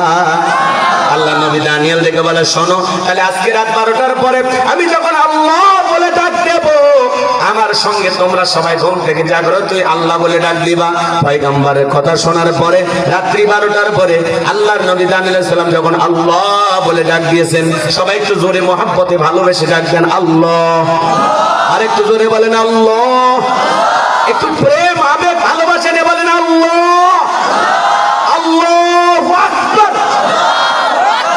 আল্লাহ নবী দানিয়েল সালাম যখন ডাক দিয়েছেন আল্লাহ বলে, পয়গম্বরের ৭০,০০০ উম্মত খুব চিকিৎসা করতে হয়ে আল্লাহ বলে ডাক দিয়েছেন। আল্লাহ নবী দানিয়েল সালাম তাদেরকে সঙ্গে নিয়ে সিজদায় লুটিয়ে পড়লেন, কাকুতি মিনতি সহকারে দোয়া করতে লাগলেন। দেখে বলেন, আল্লাহ আমার উম্মতেরা ভুল করেছে, অপরাধ করেছে, আল্লাহ আপনি আমার উম্মতদেরকে ক্ষমা করে দেন। এখন থেকে তারা আর কোনো শিরকের কাজ করবে না, কুফরের কাজ করবে না। এখন থেকে তারা তওবা করে ঈমান গ্রহণ করতে চায়। আল্লাহ আপনি আমার উম্মতদেরকে মাফ করে দেন, আর এই জালেমের জেলখানা থেকে মুক্ত করার ব্যবস্থা করে দেন। আল্লাহ ডেকে বলে, পয়গম্বর আর কান্না করতে হবে না, আমি আল্লাহ তোমাদের দোয়াকে কবুল করে নিলাম, আর অচিরে জালেমের জেলখানা থেকে মুক্ত করার ব্যবস্থা করে দেব, বলুন সুবহানাল্লাহ। ওই রাত্রিতে আল্লাহ পাক জালেম বাদশা বখতিয়ানসরকে এমন একটা ভয়ঙ্কর স্বপ্ন দেখা দিয়েছে। স্বপ্ন দেখে জালেম বাদশা ঘুম থেকে চিৎকার মেরে উঠছে। আশেপাশের লোকজন, নিরাপত্তা কর্মী যারা আছে দৌড়ে আসছে। দেখে বলে, নেতা এত জোরে চিৎকার মারলেন, ব্যাপারটা বুঝতে পারলাম না।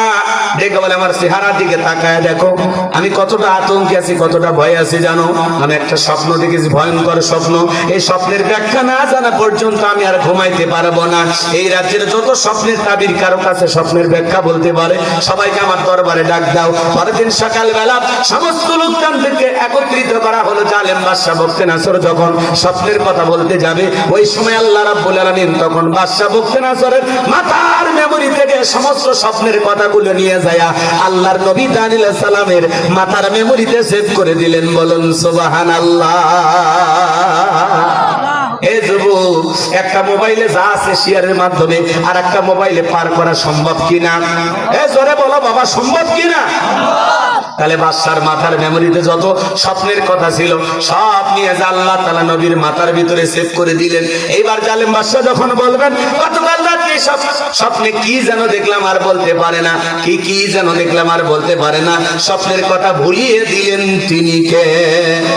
বাদশা তখন মুহূর্তের মধ্যে ডায়লগ পরিবর্তন করে বলে, শোনো, গতকাল রাতে কি স্বপ্ন দেখেছি, স্বপ্নের কথাও তোমাদেরকে বলতে হবে, স্বপ্নের ব্যাখ্যাও তোমাদেরকে বলতে হবে। জনগণ ডেকে বলে, বাদশা এ তো পাগলামি কথা, স্বপ্ন দেখেছেন আপনি, আমরা কিভাবে জানবো? আপনি স্বপ্ন বলবেন আর আমরা স্বপ্নের ব্যাখ্যা বলবো। বাদশা ডেকে বলে, কেন তোমরা নাকি গায়েব জানো? আল্লাহ সারা দুনিয়ার কেউ গায়েব জানে? কিছু ভণ্ড বীরের আবির্ভাব হয়, ওরা বলে আমরা গায়েব জানি। তালা বাবা, সালা বাবা, কাঁচা বাবা, লাউ বাবা, খাদু বাবা, আছে না নাই? পেটত বম মারলে বিসমিল্লাহ সই করে পড়তে পারে না, এরকম ভণ্ড বলে আমরা গায়েব জানি। যে বলবে আমি গায়েব জানি, ওর অন্ধকার রুমের ভিতরে নিয়ে যাবেন, আচ্ছা ধরে পিটাইয়া বলবেন গায়েবী মার দিলাম, কারো কাছে বলবি না, বললে ধ্বংস হয়ে যাবে। বুঝতে পারতেছেন? বলেন তো বাজান, এই সমাজেও ভণ্ড আছে না নাই? নামাজ নাই, রোজা নাই, খালি ভণ্ডামি। ওই পানির ভিতর জ্বললে বাতি, ঝড় বাতাসে নেবে না, লেংটা বাবার মুরিদ হইলে নামাজ রোজা লাগে। যেই পিসাই করবে নামাজ রোজা লাগে না, ওটা পিনা টাটকা শয়তান। কথা বলেন। এই পৃথিবীর এমন কোন নবী রাসূল নাই যে নবী রাসূল সালাত আদায় করে। আর আপনার কি নবী রাসূল এসে বড়? হ্যাঁ, নামাজ রোজা কিচ্ছু নেই। কত ভণ্ড! ওদের দলিল কঠিন দলিল আছে। নামাজ পড়ুন কার পেছনে? শয়তান সব জায়গায় সিজদা দিয়ে শেষ করছে। আবার ভক্তদেরকে বলে নামাজ করলে হবে না, নামাজের মতো করতে হবে, সিজদার মতো একটা সিজদা দিবি জান্নাত পার হয়ে জাহান্নামের তলে পড়বি। কথা কোন ঠিক? এই হলো ভণ্ড। আচ্ছা বলেন তো, বাদশা কি স্বপ্নে দেখেছে দেশের জনগণ জানে? আপনার বউকে নিয়ে আপনি ঘুমান না এক খাটে, আপনার বউ যদি স্বপ্নে আপনার বাদ দিয়ে আর একটা ছেলে হাত ধরে দিয়ে পার্কে যায় ঘরে, আপনি কি করবেন? কিচ্ছু করার নেই, কারণ স্বপ্ন যে। আর অনেকে করছে হুজুর পিটাবে, আপনি টের পাইলে তো মারবেন, টের পাইলে সবাই পিটাবে। কথা কন না? রাগ করতেছেন আপনারা? শোনেন শোনেন শোনেন। আবার আপনি যদি স্বপ্নে আপনার বউকে বাদ দিয়ে আর একটা মেয়েকে নিয়ে সাফিনা পার্কে যান, কি হবে? কিচ্ছু হবে না। বউ ঝাঁটা দিয়ে পিঠে খাটক থেকে নেমে দিবি। কথা কোন ঠিক? তার মানে বেঁচে গেছেন এই জায়গায়, আপনি কি স্বপ্ন দেখেন বউ জানে। আজকে দুপুর বেলা আমি একটু ঘুমাইছি, দুইটা সাপ আমার কামড় লাগছে। কথা কি বলছেন? আমি ঘুমোতে ঘুরে দেখি কি রে, সাপ নাই। আছে স্বপ্নে মাঝে মাঝে দেখা যায় বাড়ি ঘর আগুন লেগেছে, ঘুমোতে ঘুরে দেখি না বাড়ি ঘর ঠিকই আছে। কথা মাঝে মাঝে স্বপ্নে দেখেন মারা গেছে, বউ বাচ্চা কান্নাকাটি করছে, ঘুমোতে ঘুরে দেখি না বেঁচে আছে। তার মানে স্বপ্ন তো স্বপ্নই। কথা বলে না? আপনি চিড়িয়াখাতানে ধরার গরিব মানুষ চিড়িয়াখাতানে শুয়ে আছে, স্বপ্ন দেখতেছে টাকা পয়সা হয়েছে, রাজশাহী শহরে 10 তলা বিল্ডিং করছে, চাকর চাকরির অভাব নেই, ঘুমের তালে বলতেছে এক কাপ চা দিয়েছে, থাপ্পড় মেরে দেখে হয়েছে চিড়ে। তো স্বপ্ন তো স্বপ্ন। যুবকেরাও কিন্তু স্বপ্ন দেখে, দেখে না বাজান?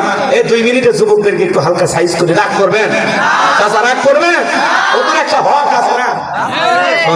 বিবাহের আগে দেখবেন যুবকেরা নায়িকাদের ছবি দিয়ে পুরো রুমটা সাজা, বউদের নায়িকাদের ছবি দিয়ে রুমটা সাজায়, দেশি বিদেশি সব নায়িকাদের ছবি। ঘুমানোর আগে ওই ছবিগুলো দেখে একবার নফল মনে করে।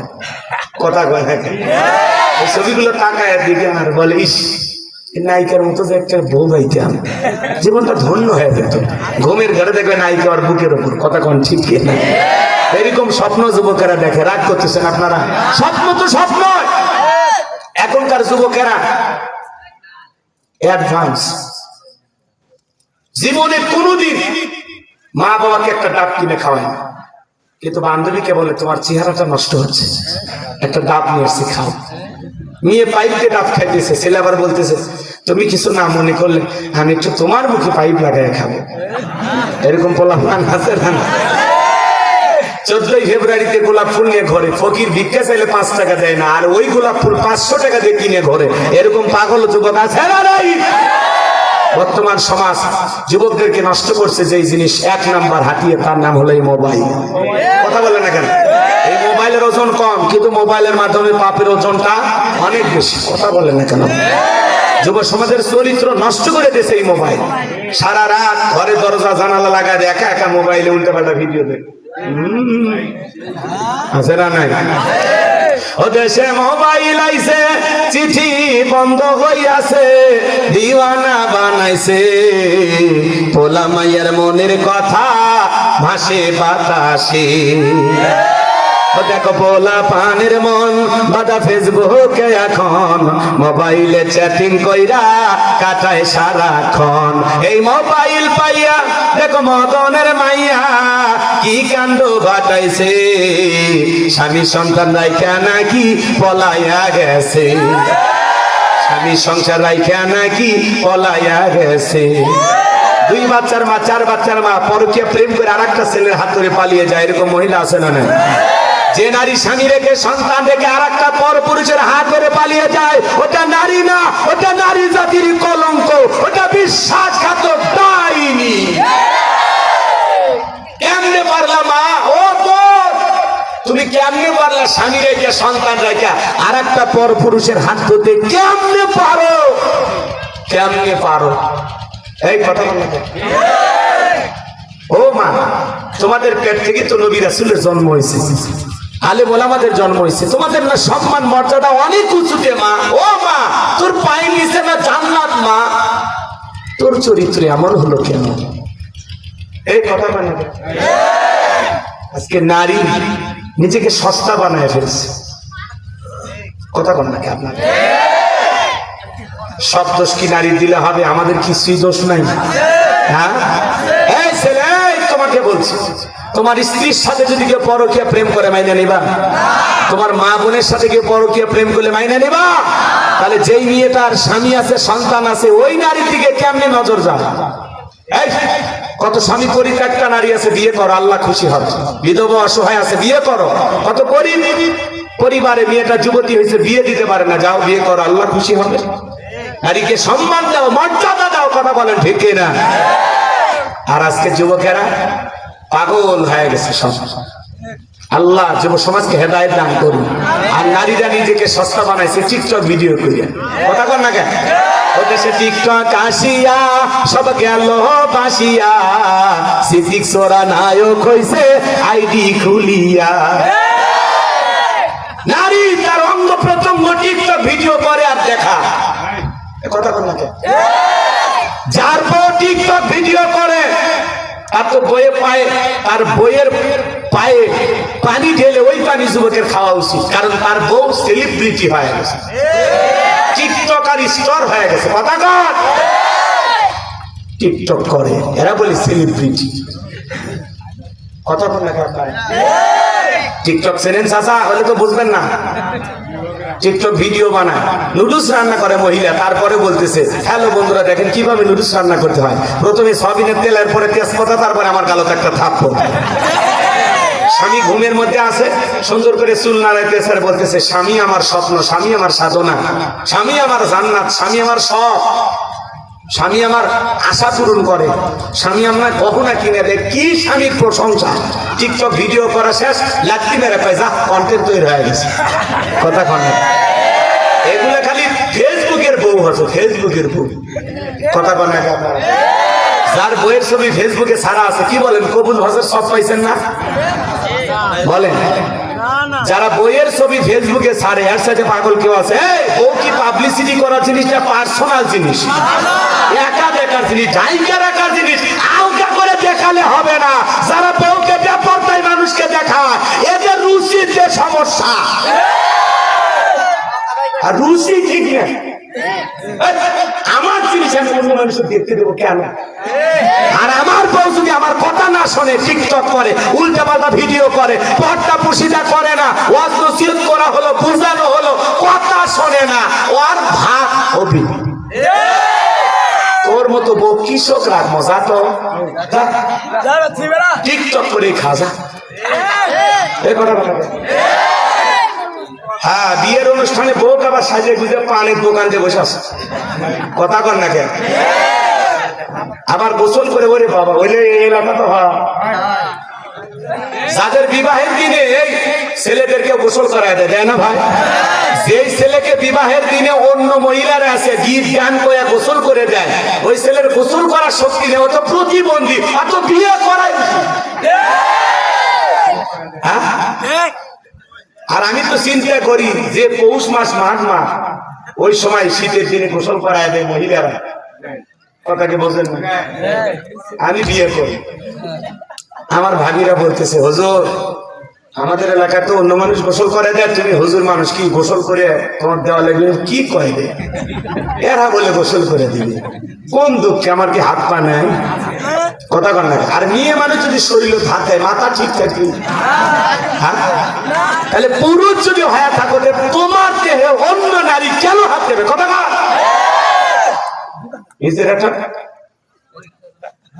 ভদ্রতা নেই, ভদ্রতা নেই। ছেলেটা কি করছে, গোসল করে দিচ্ছে অন্য মহিলা মানুষকে, ঢলে ঢলে গোসল করে দিচ্ছে আর গীত করছে। পরে গোসল করে একটা ভিজিট আছে, লঙ্গি দিবে চায় না, টাকা আটকে হয়, টাকা দে তারপরে লঙ্গি দিই। আমি চিন্তা করি পৌষ মাস মাঘ মাসে এইভাবে গোসল করে যদি লঙ্গি দিতে দেরি করে, ওই ছেলে তো বিয়ে করে বাসর করে যাওয়া লাগবে না, হাসপাতালে ভর্তি হওয়া লাগবে। কথা কর ঠিক কি? আল্লাহ যুবকদের হেদায়েত দান করুন। বিয়েকে উপলক্ষে করে কোনো গান বাজনা, ডিজে পার্টি, উৎসব, মেহেদি উৎসব, হলুদ উৎসব এগুলো চলা যাবে। বিয়ে উপলক্ষে 5 দিন 7 দিন বক ভাড়া করে টিক টিক আওয়াজে গান বাজা, মুসলমানের বিবাহেতে এগুলো চলবে জায়েজ না হারাম? আল্লাহ যুব সমাজকে হেদায়েত দান করুন। জোরে বলুন আমিন। ওদেশে টিকটক আসিয়া সব গেল ভাসিয়া, হিরো আলম নায়ক হইছে আইডি খুলিয়া। এই মোবাইলে হাই কি জাদু আছে ভাই, পোলাপান বুঝাছে, পড়ালেখা তুইলা রাখছে সপ্তম আকাশে। এই যুবক, তোমাদের পা 2 টাকা দে, পা ধরে বলি বাবা, বিবাহের আগে অবৈধ কোনো প্রেম ভালোবাসা করা যাবে না। পুলিশে ধরলে বাঁচবে, র্যাবে ধরলে বাঁচবে, কিন্তু কোন নারী ছলনার ফাঁদে, মায়ের জালে, রূপের জালে পাটা যদি একবার আটকে যায়, ফান্দে পড়িয়া বগা কান্দে রে, সারা জীবন কেঁদে ওই বিষাক্ত কাল নাগিনীর সবল থেকে তোরা বাঁচতে পারবি না। ওরা ছেলেদের ভালোবাসে না, ওরা ছেলেদের মন নিয়ে ব্যবসা বাণিজ্য করে। কোন কোন যুবক বিয়ে করনি, হাত তুলে ওয়াদা দাও, পিতা মাতা পছন্দ করে বিয়ে দিবে, যেখানে বিয়ে করবা সেখানে হাত তোলো। কোন কোন যুবক বিয়ে করনি, ওয়াদা যেন ঠিক থাকে, ভাবি যে হাত নামাও। কথা কয় না, ওয়াদা ঠিক রাখা দরকার আছে না নাই? 20 বছর বয়স হয়নি, বাড়িতে থেকে আব্বা উত্তর পারে লাখিকে আমি কথা দিয়েছি, রাজি দেখলে 1 সাবুন, না হলে 2 সাবুন। পিতা মাতা রাজি হয় না, পালিয়ে যা, বিয়ে করে। 3 মাস পরে ভালোবাসা আল্লাহ ভাঙে পালিয়ে যায়। মনে করে রাখবা, বিবাহের এদিক খেয়াল করেন, যারা অবৈধভাবে বিবাহ করেছেন, প্রেম প্রীতি করে পালিয়ে যায়, পিতা মাতার মনে কষ্ট দিয়ে বিবাহ করেছেন, মা বাবার অবাধ্য হয়ে বিয়ে করেছেন, এরা জীবনে কখনো সুখী হতে পারবে না। মা বাবার দোয়া আছে যেখানে বরকত আছে সেখানে, মুরব্বীদের দোয়া আছে যেখানে ভাগ্য খুলবে সেখানে। একা একা মাতবাড়ি করে নিজের জীবনটা জাহান্নাম বানাবি না। এই যুবক, ঠিক আছে? আল্লাহ হেদায়েত দান করুন। জোরে বলুন আমিন। বাচ্চা স্বপ্নে কি দেখেছে, স্বপ্নের কি দেখেছে, স্বপ্নের ব্যাখ্যাটা কি হবে বলার সময় হবে কিনা জানি না। কারা কারা শুনবেন 2টা হাত তুলে আল্লাহকে দেখা। লিল্লাহি তাকবীর। একটু জোরে কোন লিল্লাহি তাকবীর। আমার আল্লাহ বলেন, তাবারাকাল্লাযী বিয়াদিহিল মুলকু ওয়া হুয়া আলা কুল্লি শাইইন কাদির। মহামান্বিত সেই সত্তা, যার হাতে সর্বময় কর্তৃত্ব, রাজত্ব পাওয়ার ক্ষমতা, তিনি বললেন সব বিষয়ের উপরে ক্ষমতাবান। আর একটি আয়াত আপনাদের সামনে তেলাওয়াত করেছি, এই আয়াতটাকে বোঝানোর জন্য 10টা মিনিট দয়া করে একজনও মাথা উঁচু করবেন না, দিলটা নরম করে দেখেন আমি কি মেসেজটা আপনাকে দিতে চাই। আল্লাহ রাব্বুল আলামিন 2 নম্বর আয়াতে বলেন, আল্লাযী খালাকাল মাউতা ওয়াল হায়াতা লিয়াবলুয়াকুম আইয়ুকুম আহসানু আমালা ওয়া হুয়াল আজিজুল গফুর। আমার আল্লাহ রাব্বুল আলামিন বলেন, আল্লাযী খালাকাল মাউতা ওয়াল হায়াতা, যিনি সৃষ্টি করেছেন মৃত্যু আর জীবন। পৃথিবীর যত বড় নেতা হোক, মৃতকে জীবিত করার ক্ষমতা কারো আছে? এই ক্ষমতা একমাত্র কার? ওরা গুলি করে আবু সাইদকে হত্যা করতে পারে, কিন্তু একটা আবু সাইদকে মায়ের বুকে ফেরত দেওয়ার ক্ষমতা ওদের নাই। কথাকে বোঝেন আপনারা? এদিকে খেয়াল করেন, আল্লাযী খালাকাল মাউতা ওয়াল হায়াতা, যিনি সৃষ্টি করেছেন মৃত্যু আর জীবন, লিয়াবলুয়াকুম আইয়ুকুম আহসানু আমালা। আমার আল্লাহ বলেন, আমি পরীক্ষা করে দেখব আমলের দিক দিয়ে কার আমল কত বেশি উত্তম, কার আমল কত বেশি সুন্দর। যার আমল ভালো তার আখিরাতটা সুন্দর হবে, যার আমল খারাপ তার আখিরাত হয়ে যাবে বরবাদ। যুবকেরা এদিকে কান লাগাও, আল্লাহ রাব্বুল আলামিন বলেন, আল্লাযী খালাকাল মাউতা ওয়াল হায়াতা, সর্বপ্রথম আল্লাহ তাআলা মৃত্যুর কথা বললেন, যিনি সৃষ্টি করেছেন মৃত্যু। মৃত্যুর কথা কেন বললেন বাজান? এর পিছনে কারণ আছে না নাই? দাদা আসছে, দাদার পরে বাবা আসছে, বাবার পরে আমি আসলাম, আমার পরে আমার সন্তানেরা আসলো। কিন্তু বিদায় বেলায় দাদার আগে নাতি চলে যায়, বাবার আগে সন্তান চলে যায়, বাবার কাঁধে সন্তানের লাশ। এটা হলো পৃথিবীর সবচেয়ে ভারী বোঝা। কার কখন মৃত্যু হবে আমরা কেউ জানি না। কুল্লু নাফসিন যায়িকাতুল মাউত, প্রত্যেক প্রাণীকেই মৃত্যুর স্বাদ গ্রহণ করা লাগবে। এই স্বাদ হলো দুই প্রকারের, মিষ্টি খেলে মিঠা লাগে, নিম পাতা খেলে তিতা লাগে। যারা ঈমানদার তাদের মৃত্যুটা হবে মিঠা। মায়ের কোলে দুধ পান করতে করতে শিশুটা যেমন ঘুমের মধ্যে চলে যায়, যারা ঈমানদার তারা তেমনি ভাবে দুনিয়া থেকে বিদায় নেবে, টেরও পাবে না। বলুন সুবহানাল্লাহ। কিন্তু যারা নাফরমান বেঈমান, আল্লাহর অবাধ্য গোলাম, যারা বলে খাও দাও ফুর্তি করা, দুনিয়াটা মস্ত বড়, রং তামাশায় যারা ডুবেছিল পাপের সাগরে, যারা হাবুডুবু খেয়েছিল, এদের প্রাণটা রুহটা বের হওয়ার সময় অনেক কষ্ট হবে। পা থেকে মাথা পর্যন্ত রুহটা ছোটাছুটি করবে। কত মানুষ দেখেন না পেশাব পায়খানা করে দেয়, চোখগুলো বড় বড় করে। মৃত্যুর 6 মাস আগে জবানটা বন্ধ হয়ে যায়। সন্তানেরা শরবত বানাইয়া মুখে তুলে দেয়, চামচ দিয়ে মুখে তুলে দেয়, গাল চিপে বেয়ে পড়ে যায়, খাওয়ারও শক্তি থাকে না।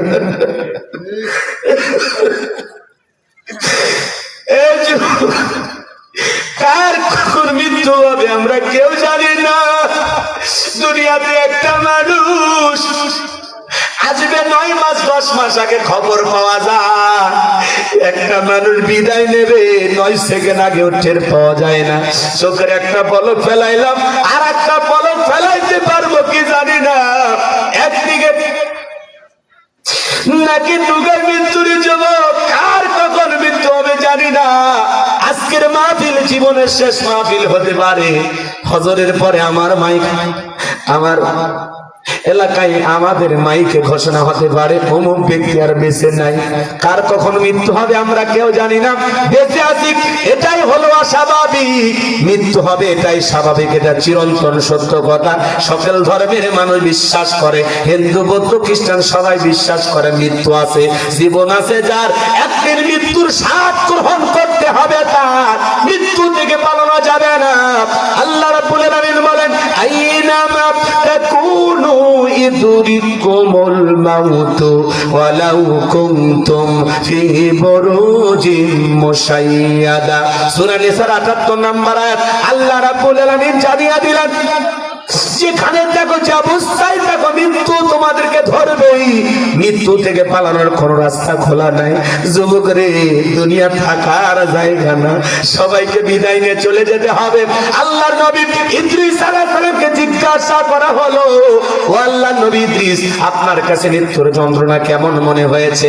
ইদ্রিস আলাইহিস সালাম ডেকে বলে, জ্যান্ত ছাগলের গা থেকে চামড়া খসাইলে ছাগলের যেমন কষ্ট হয়, মৃত্যুর যন্ত্রণা আমার কাছে তেমনি কষ্টকর মনে হয়েছে। মৃত্যু বড় ভয়ঙ্কর, মৃত্যুর যন্ত্রণা বড় কঠিন। ও বিশ্ব নবীর উম্মতেরা, আমার দিনদার মুসলমান ভাইরা, দিলটা নরম করে একটু শুনে যান বাজার। বিশ্ব নবীর ইন্তেকালের সময় হযরতে ফাতেমা অজরে চোখের পানি ছেড়ে দিয়ে কান্না করেন। নবী আমার ডেকে বলে, মা ফাতেমা, তোর চোখের পানি আমি সহ্য করতে পারি না মা, আয় আয় আমার কাছে আয় মা। বিশ্ব নবী কানে কানে কি যেন বললেন, হযরতে ফাতেমার কান্না বন্ধ হয়ে গেল। আম্মা জান আয়েশা জিজ্ঞাসা করেন, আমার মেয়ে ফাতেমা, তোমার আব্বা জান কি এমন বলেছে মা, যার কারণে কান্নাটা বন্ধ হয়ে গেল? ফাতেমা ডেকে বলে, মা, আব্বা জান আমাকে বলেছেন বাবার ইন্তিকালের পরে সর্বপ্রথম বাবার সাথে আমার সাক্ষাৎ হবে। জিবরাইল আসলে নবীকে সালাম দিলেন, আসসালামু আলাইকুম ইয়া রাসূলুল্লাহ, ইয়া হাবিবাল্লাহ, হুজুর আল্লাহ তাআলা আপনার শরীরের অবস্থা জানতে চেয়েছেন। নবীজি উত্তর দিয়ে বললেন, আল্লাহ জানার পরেও জানতে চাই, আমি অনেকটা ভালো আছি আলহামদুলিল্লাহ। কিছুক্ষণ পরে আবারও জিবরাইল আসলেন, আর দিকে বলে, নবী গো, আজকে আপনার দুয়ারে এমন একজন ফেরেশতা এসেছে যে দুনিয়ার কারো বাড়িতে ঢোকার অনুমতি নাই না, পারমিশন লাগে না গো নবী, আপনার অনুমতির অপেক্ষায় দাঁড়িয়ে আছে, যার নাম হলো মালাকুল মউত আজরাইল। নবীজি অনুমতি দিলেন, মালাকুল মউত প্রবেশ করলেন। বিশ্ব নবীকে সালাম দিলেন, ডেকে বলে নবী আপনি যদি অনুমতি দেন তাহলে আপনার রূহটা আমি বের করব, আর আপনি যদি অনুমতি না দেন গো নবী, আমার আল্লাহ বলেছেন এক মুহূর্ত দেরি করবি না, যতদিন মনে চাই ততদিন আমার বন্ধু দুনিয়াতে থাকবে। নবী আমার ডেকে বলে মালাকুল মউত এরপরে কি আর কোনোদিন আসবে না? ডেকে বলে নবী আল্লাহ তাআলা যেদিন অর্ডার করবেন আবারও আমি সেই দিন আসবো। নবী আমার ডেকে বলে মালাকুল মউত আর আসতে হবে না, আজকে তুমি তোমার দায়িত্ব পালন করতে পারো।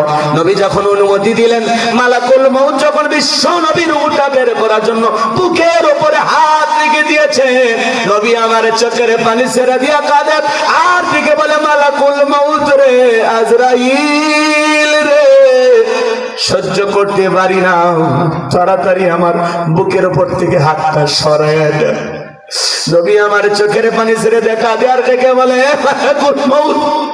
এই যদি হয় মৃত্যুর যন্ত্রণা আমার উম্মতেরা সহ্য করতে পারবে না, মরার আগে উম্মতের কথা বলে না, কেমন দয়ার নবী পাইছি, কেমন উম্মতের পাগল পারা নবী।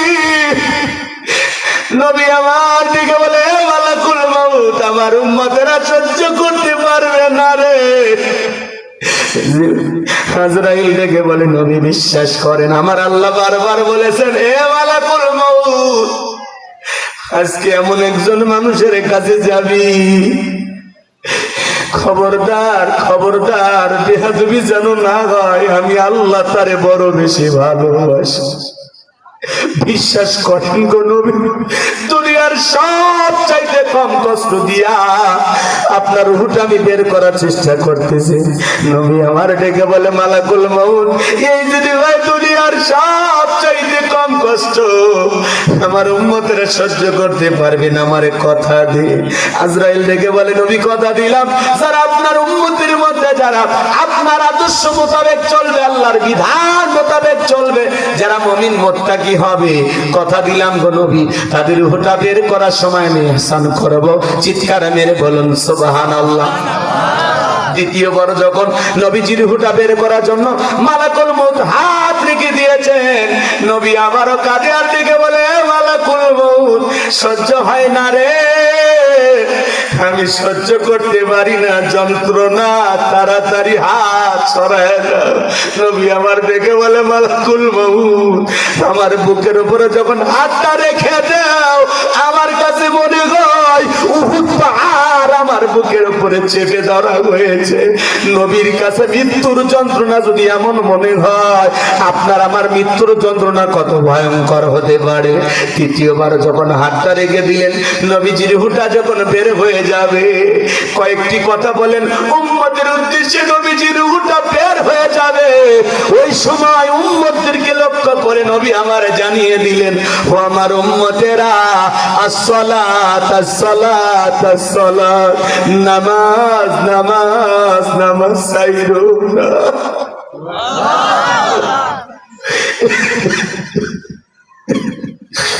নবীজির রূহটা বের হয়ে যাচ্ছে, ওই সময় আপনার আমার নবী উম্মতের উদ্দেশ্যে বলে যায় আসসালাত আসসালাত, ও আমার উম্মতেরা নামাজ নামাজ নামাজ পড়ো না। নবীর জীবনের শেষ কথাটা কি আমরা আমল করতে পারবো? শুধু মসজিদটা সুন্দর বানাইলে হবে না, এই মসজিদে গিয়ে ভালো একটা মন নিয়ে কি আমরা আমাদের রবকে খুশি করার জন্য নামাজ আদায় করতে পারবো? কারা কারা সালাত আদায় করবেন দুই হাত তুলে আল্লাহকে দেখান। আল্লাহ আমাদের সবাইকে পাঁচ ওয়াক্ত নামাজি বানায় দাও। জোরে বলেন আমিন, আর একটু জোরে বলেন আমিন। নামাজ আদায় করতে হবে ভাই, এই দুনিয়া থাকার জায়গা না। বাল তুসিরুনাল হায়াতাদ দুনিয়া ওয়াল আখিরাতু খায়রুম ওয়া আবকা। তোমরা দুনিয়ার জীবনকে প্রাধান্য দিচ্ছ, অথচ আখিরাতের জিন্দেগি হলো চিরস্থায়ী। যে জীবনের শুরু আছে শেষ নাই, সেই জিন্দেগির জন্য নেক আমল করার দরকার আছে না? জোরে বলেন দরকার আছে না? আমার ভাইয়েরা, 7 দিনের সফরে যদি আপনি কক্সবাজার যান, আপনার একটা ব্যাগ থাকে, প্রয়োজনীয় কাপড় থাকে, পোশাক আশাক থাকে, প্রেমিকা ডায়েরি থাকে, সফর মাত্র 7 দিন। 7 দিনের জন্য একটা ব্যাগের প্রস্তুতি গ্রহণ করা লাগে। বলেন তো বাজান, যে জীবনের শুরু আছে শেষ নাই, সেই পরকাল নামের সফরে যাওয়ার আগে একটা আমলের ব্যাগ রেডি করার দরকার আছে না নাই? এ যুবক দেখো তো ওই আমল নামার ব্যাগে নামাজ আছে কিনা, রোজা আছে কিনা, হজ আছে কিনা, যাকাত আছে কিনা, দান খয়রাত আছে কিনা, পিতা মাতার খেদমত করেছো কিনা, প্রতিবেশীর সাথে ভালো আচরণ করেছো কিনা, তুমি অহংকার মুক্ত হয়েছো কিনা। দেখো না, আমল নামার ব্যাগটা তালাশ করে দেখো। আল্লাহর কাছে হিসাব দেওয়ার আগে নিজের জীবনের হিসাব 2 মিনিট বালিশে মাথা রেখে একটু চিন্তা করো, আল্লাহর কাছে কি নিয়ে রওনা করছো, জীবনে কি এমন আমল করেছেন সে আমলের দ্বারা পরকালে নাজাত পাবেন, রক্ষা পাবেন, পার হয়ে যাবেন। এরকম কি ভালো কোনো আমল আমাদের জিন্দেগিতে আছে? গ্যারান্টি আছে? জানি না কার কখন মৃত্যু হবে, আমরা কেউ জানি না। সকালবেলায় লোকটাকে দেখলেন, সন্ধ্যায় লাশ হয়ে বাড়িতে গেল। কত ছেলে মোটর সাইকেল চালায়, শত শত যুবক এই ঈদের দিনে মোটর সাইকেল চালাই থেকে মারা গেল। ফেসবুকে সেলফি তুলবো, দোস্তরা বাইক নিয়ে আজকে বের হয়েছি, মনের আনন্দে ঘুরবো। বিকেল বেলায় ক্ষত বিক্ষত লাশের ছবি ফেসবুকে। এই তো জীবন। এই যে কথা বলতেছি, 1 মিনিট পরে কথা বলতে পারবো কিনা আর জানি না। একদিন কথা বলতে বলতে দমটা আটকে যাবে, হয়তো একদিন ওযুটা কমপ্লিট হবে, 2 রাকাত নামাজের জন্য দাঁড়িয়ে যাবো, সিজদা একটা দিয়ে হয়তো আর বাকি 3টা সিজদা দেওয়ার সুযোগ হবে না। হয়তো একদিন হাটে চলে যাবো বাগমারায়, আর হয়তো বা বিবি বাচ্চার মুখটা দেখার ভাগ্য হবে না। হজে চলে যাব, সেখান থেকে ফিরতে পারবো কিনা জানি না। আপনাদের কাছে আমার একটাই অনুরোধ, যদি কোনোদিন শোনেন আল্লাহর এই গোলাম আর দুনিয়াতে নাই, যেদিন শুনবেন গোলাম রব্বানী নামের সেই মানুষটা দুনিয়াতে নাই, কিছু না পারেন, আমার জন্য একটু দোয়া করবেন, আল্লাহর কাছে দোয়া করবেন, আল্লাহ যেন তার এই গোলামকে মাফ করে দেয়, আল্লাহ যেন তার এই গোলামকে মাফ করে দেয়। কিয়ামতের ময়দানে আল্লাহ যদি আমাকে দেখে বল, ও আমার গোলাম, আমি তোকে মাফ করে দিলাম, এর চাইতে বড় পাওয়া আমার জীবনের কিছু হতে পারে না। কথা বলেন ঠিক? আল্লাহর কাছে মাফ চাই। আসুন না নিজের জীবনটা পরিবর্তন করি আমলের মাধ্যমে। নেক আমল করতে হবে। এই যে আয়াতে আল্লাহ তাআলা বলতেছেন, আল্লাযী খলাকাল মাউতা ওয়াল হায়াতা, আমি আল্লাহ সৃষ্টি করেছি মৃত্যু আর জীবন, লিয়াবলুয়াকুম আইয়ুকুম আহসানু আমালা, আমি আল্লাহ পরীক্ষা করে দেখব আমলের দিক দিয়ে কার আমল কত বেশি উত্তম, কার আমল কত বেশি সুন্দর। দুনিয়াটা পরীক্ষা দেওয়ার জায়গা, ফলাফল পাওয়ার জায়গা হলো পরকাল। কথা কয় না? কথা কয় না? ফলাফলে কেউ জান্নাতি, কেউ জাহান্নামী, কেউ নেককার, কেউ গুনাহগার, কেউ জ্বলবে, কেউ হাসবে। কথা বলেন ঠিক কিনা? আল্লাহ আল্লাহ আমাদের সবাইকে জান্নাতে যাওয়ার মতো নিয়ে আমল করা তৌফিক দান করেন। জোরে বলুন আমিন। বিশ্বনবী বলেছেন, ক্বালা রাসূলুল্লাহ সাল্লাল্লাহু আলাইহি ওয়াসাল্লাম, ইন্নামাল কুবুরু রাউদাতুম মিন রিয়াদিল জান্নাহ আও হুফরাতুম মিন হুফারিন নার, রাহু তিরমিজি। বিশ্বনবী দিকে বলেন, যে ব্যক্তির আমল ভালো, মৃত্যুর সঙ্গে সঙ্গে আল্লাহ তাআলা তার কবরটাকে জান্নাতের বাগান বানায় দিবেন। বলুন সুবহানাল্লাহ। আর যে ব্যক্তির আমল খারাপ, আও হুফরাতুম মিন হুফারিন নার, তার কবরটা হবে জাহান্নামের আগুনের গর্ত। একবার যদি কারো কবর জাহান্নামের আগুনের গর্ত হয়ে যায়, তার বাঁচার কোনো উপায় নাই। কারো দেহে যদি জাহান্নামের আগুন লেগে যায়, আমার ভাইরা, কলিজাটা পুড়ে মনে হয় ছাই হয়ে যাবে। দুনিয়ার আগুনের চাইতে জাহান্নামের আগুন 70 গুণ পাওয়ার বেশি, পাওয়ার বেশি। কি জ্বলন্ত আগুন! ইন্নাহা সাআত মুস্তাকাররা ওয়া মুকামা, নিশ্চয়ই আবাসস্থল হিসাবে, বসতির জায়গা হিসাবে ওই জাহান্নাম কতটা নিকৃষ্টতম একটা স্থান। জাহান্নাম সুখের জায়গা না, ওইটা হলো যন্ত্রণার কারখানা। তাহলে সেই জাহান্নাম থেকে বাঁচতে হলে আমাদেরকে আমল করতে হবে, নেক আমল করতে হবে, আল্লাহর গোলামি করতে হবে, কোরআন সুন্নাহর বিধান মোতাবেক চলতে হবে, নবীর আদর্শ মেনে চলতে হবে। কারা কারা আমলের জিন্দেগি করবেন, দুই হাত তুলে মালিককে দেখান। আল্লাহ আমাদের সবাইকে নেক আমল করার তৌফিক দান করুন। জোরে বলুন আমিন। ওয়া আখিরি দাওয়ানা আনিল হামদুলিল্লাহি রাব্বিল আলামিন। আসসালামু আলাইকুম ওয়া রাহমাতুল্লাহি ওয়া বারাকাতুহু। বাকি আলোচনাগুলো করতে গেলে আরো ঘন্টাখানেক লেগে যাবে। যতটুকু বলেছি আল্লাহ যেন এর পরে আমল করা তৌফিক দান করেন।